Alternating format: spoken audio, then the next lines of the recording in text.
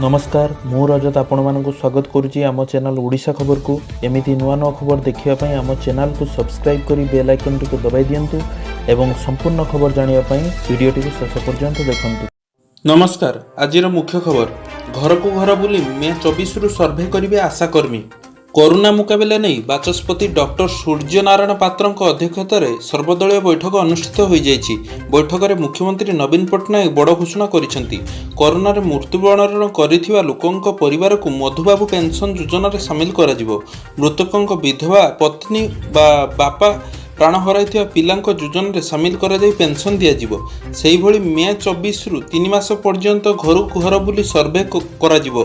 आशाकर्मी और एएनएम माने एही सर्वे करिवे। सेमानंकु 3 मास पई मासिक 1000 टंकार प्रोत्साहन प्रदान करा जिवो। गाँ कल्याण समिति एथिरे शामिल हेबो। तेणु प्रति समिति को 10,000 टंका लेखाए प्रदान करा जिवो बोली नवीन पट्टनायक कहिसेंति। बापा मां को हराइथिबा पिलामानंकु मागणारे शिक्षा प्रदान करा जिबाकु मध्ये घोषणा करा जाइछि। ऑक्सीजन सुपरिचालन पई एक टास्क फोर्स गठन करा जिवो। सेहीपरि सरपंच माने लॉकडाउन और टीएमसी संपर्क रे निष्पत्ति नेबे बोली मुख्यमंत्री कहिसेंति।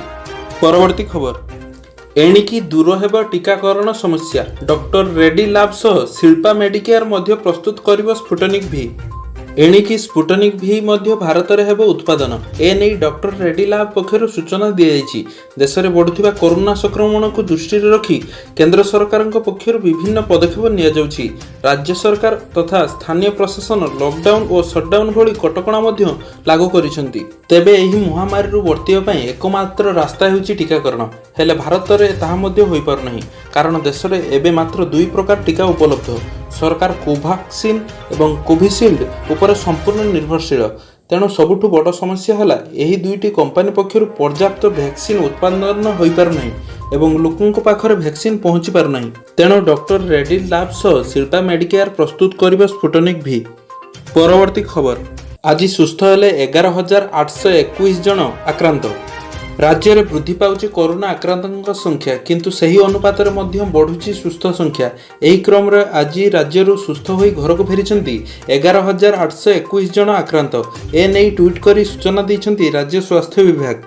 आज सुंदरगढ़ सर्वाधिक 1921 जन सुस्थ होइछंती। सेहीपरि खुर्दारू 1596, कटकरू 1052, कलाहांडी 575, अनुगुलू 562, संबलपुर 533, बरगढ़ 457, झारसुगुड़ा 442, पुरी 433, बलांगीर 318, नवरंगपुर 316, केन्दुझर 315, बालेश्वर 260 और जाजपुर 237 जन सुस्थ होइछंती। परवर्ती खबर मे 23 रे हेबो नाही ऑनलाइन ट्रांजैक्शन, सतर्क कराइला आरबीआई। डिजिटल ट्रांजैक्शन करथिबा ग्राहकों पई एक जरूरी सूचना प्रदान करछि भारतीय रिजर्व बैंक बा आरबीआई। या सह कोटी कोटी ग्राहकों पई अलर्ट जारी करा जाइछि। मे 23 तारिख रे किछि घंटा पई एनईएफटी सर्विस काम करिवो नाही। जदि एही समय रे किछि लेन देन करिवार अछि तेबे आगुआ काम सारि देबा को आरबीआई ट्वीट करी कहिछि। एनईएफटी होउछि इलेक्ट्रॉनिक फंड ट्रांसफर सिस्टम। या द्वारा गोटे बैंक रो अन्य बैंक को टंका पठा जाए, जहा द्वारा ग्राहक गोटे मिनिट रे टंका ट्रांसफर करें। जेपरी मे 23 रे ग्राहक असुविधार सामना न करेंगे ताको नजर रखी आरबीआई पक्षर ट्वीट करा जाइछि। तेबे मे 22 रे बैंक कार्य शेष होगा पर टेक्निकल अपग्रेडेशन पई मे 23 राति 12 रु दिन 2टा पर्यंत एनईएफटी काम करिवो नाही। परवर्ती खबर एम्बुलेंस पई दर धार्य कले सरकार। एणिकी मन इच्छा भड़ा नहीं पारिबेनी घरोई एम्बुलेंस मालिक। सरकार पक्षर निर्धारित है दर। प्रत्येक वर्ग एम्बुलेंस पई सरकार भिन्न भिन्न दर निर्धारण करिसेंति। एने राज्य परिवहन विभाग पक्षर विधिबद्ध विज्ञप्ति मध्य प्रकाश पाइछि। मारुति ओमनी भली छोट एम्बुलेंस रे 10 किलोमीटर मध्य भड़ा 750 टंका निर्धारण करा जायथिला बेले साधारण लाइफ सपोर्ट सिस्टम थिबा छोट एम्बुलेंस 10 किलोमीटर को 1000 टंका निर्धारण करा जायछि। सेही भली प्रथम 10 किलोमीटर पर साधारण एम्बुलेंस को किलोमीटर पिछा अतिरिक्त 30 टंका लेखाएं देबाको हेबो एवं मध्यम वर्गर एम्बुलेंस पई 10 किलोमीटर पर किलोमीटर पिछा अतिरिक्त 50 टंका देबाको हेबो। परवर्ती खबर ऑनलाइन ले हेबो युक्त 2 पाठपढ़ा। महामारी कोरोना पाई पूर्व वर्ष भली एथर भी हेबो वीडियो क्लास। युक्त 2 प्रथम वर्ष तथा एकादश श्रेणी छात्र छात्री वीडियो क्लास करा जिवो। पूर्व वर्ष भली छात्र छात्री को ऑनलाइन ले पाठ पढ़ा जिवो। ଶିକ୍ଷାଦାନ ପାଇଁ ହ୍ୱାଟ୍ସଆପ୍ରେ ଶିକ୍ଷକ ଓ ଶିକ୍ଷୟିତ୍ରୀଙ୍କ ଦ୍ୱାରା ପ୍ରସ୍ତୁତ ଭିଡ଼ିଓ ରେକର୍ଡିଂ ଅପଲୋଡ୍ କରାଯିବ। ଛାତ୍ରଛାତ୍ରୀମାନେ କିଭଳି ସିଧାସଳଖ ଭାବେ ହ୍ୱାଟ୍ସଆପ୍ ଜରିଆରେ ଶିକ୍ଷା ଗ୍ରହଣ କରିପାରିବେ ସେ ନେଇ ଧ୍ୟାନ ଦେଇଛି CHSE ବୋର୍ଡ। ପରବର୍ତ୍ତୀ ଖବର, ବିଧାୟକ ପାଣ୍ଠିରୁ କିଣାଯିବ ମାସ୍କ। ରାଜ୍ୟରେ ଦ୍ରୁତଗତିରେ ବୃଦ୍ଧି ପାଉଛି କରୋନା ସଂକ୍ରମଣ। ଏଭଳି ସ୍ଥିତିରେ କିଭଳି ମହାମାରୀକୁ ରୋକାଯିବ ତା ଉପରେ ଗୁରୁତ୍ୱ ଦେଇଛନ୍ତି ରାଜ୍ୟ ସରକାର। ଲକଡାଉନ୍ ସହ ମାସ୍କ ଓ ସାମାଜିକ ଦୂରତା ନିୟମକୁ ମାନିବାକୁ ପରାମର୍ଶ ଦେଇଛନ୍ତି ସରକାର। ତେବେ କରୋନା ଭଳି ମହାମାରୀ ସମୟରେ ସଚେତନତାର ବାର୍ତ୍ତା ଦେଇ ଲୋକଙ୍କ ପାଖରେ ପହଞ୍ଚାଇବା ପାଇଁ ବିଧାୟକମାନଙ୍କୁ ପରାମର୍ଶ ଦେଇଛନ୍ତି ମୁଖ୍ୟମନ୍ତ୍ରୀ। ବିଶେଷ କରି ମାସ୍କ ବାଣ୍ଟିବା ଭଳି ବିଧାୟକ ପାଣ୍ଠିରୁ 50 ଲକ୍ଷ ଟଙ୍କା ପର୍ଯ୍ୟନ୍ତ ଖର୍ଚ୍ଚ କରାଯାଇପାରିବ ବୋଲି କହିଛନ୍ତି ମୁଖ୍ୟମନ୍ତ୍ରୀ। ପରବର୍ତ୍ତୀ ଖବର, ନିଜ ଜିଦ୍ରେ ଅଟଳ ହ୍ୱାଟ୍ସଆପ୍। ଏଣିକି ପ୍ରାଇଭେସି ପଲିସି ସ୍ୱୀକାର ନ କଲେ ଡିଲିଟ୍ ହେବ ଆକାଉଣ୍ଟ।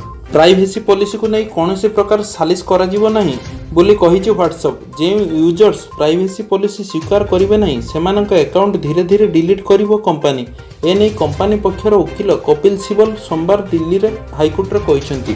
ପ୍ରାଇଭେସି ପଲିସି ସ୍ୱୀକାର କରିବା ପାଇଁ ୟୁଜର୍ସଙ୍କୁ ପଚରାଯାଇଛି। ଯଦି ୟୁଜର୍ସ ଏନେଇ ସହମତ ନ ହେବେ ତେବେ ସେମାନଙ୍କ ହ୍ୱାଟ୍ସଆପ୍ ଡିଲିଟ୍ କରାଯିବ। ଏହି ପଲିସିକୁ ସ୍ଥଗିତ ରଖିବା ପାଇଁ କୌଣସି ପ୍ରସ୍ତାବ ନାହିଁ ବୋଲି ସେ କହିଛନ୍ତି। ପରବର୍ତ୍ତୀ ଖବର, ଅଧିକ ସମୟ କାମ କରୁଥିବା କର୍ମଚାରୀଙ୍କୁ ହୁର ଚେତାବନୀ। ହୋଇପାରେ ଘାତକ, କମିପାରେ ଆୟୁଷ। ଆପଣ ଅଧିକ ସମୟ ବସି କାମ କରୁଛନ୍ତି ତେବେ ହୋଇଯାଆନ୍ତୁ ସାବଧାନ। ଆପଣଙ୍କୁ ହୋଇପାରେ ବଡ଼ ରୋଗ, କମିପାରେ ଆପଣଙ୍କ ଆୟୁଷ। ଏପରି ଚେତାବନୀ ଦେଇଛି ବିଶ୍ୱ ସ୍ୱାସ୍ଥ୍ୟ ସଂଗଠନ। ବିଭିନ୍ନ ସଂସ୍ଥାରେ କାମ କରୁଥିବା କର୍ମଚାରୀ ଓ ସେମାନଙ୍କ ଉଚ୍ଚପଦସ୍ଥ ଅଧିକାରୀଙ୍କୁ ଏଭଳି ଚେତାଇ ଦେଇଛି ହୁ। ସଂଗଠନ ତରଫରୁ କୁହାଯାଇଛି ଯେ ମହାମାରୀ ସମୟରେ ଲୋକଙ୍କର ଏପରି ଅଭ୍ୟାସ ଜୀବନ ପ୍ରତି ବିପଦ ସୃଷ୍ଟି କରିପାରେ ବା ଜୀବନ ନେଇଯାଇପାରେ। ହୁର ପରିବେଶ, ଜଳବାୟୁ ପରିବର୍ତ୍ତନ ଏବଂ ସ୍ୱାସ୍ଥ୍ୟ ବିଭାଗର ନିର୍ଦ୍ଦେଶକ ମାରିଆ ନେରା କହିଛନ୍ତି ଯେ ପ୍ରତି ସପ୍ତାହରେ 55 ଘଣ୍ଟା କିମ୍ବା ଅଧିକ କାର୍ଯ୍ୟ କରିବା ସ୍ୱାସ୍ଥ୍ୟ ପାଇଁ ବିପଦ।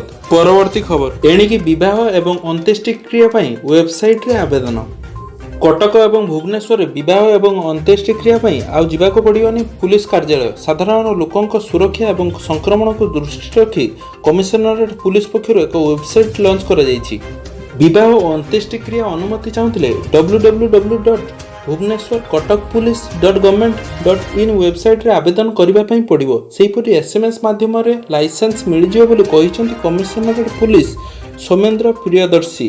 ଏଥିପାଇଁ ଆବେଦନ କରିବା ପାଇଁ ଚାହୁଁଥିଲେ 72 ଘଣ୍ଟା ପୂର୍ବରୁ ତଥ୍ୟ ଦେବାକୁ ପଡ଼ିବ।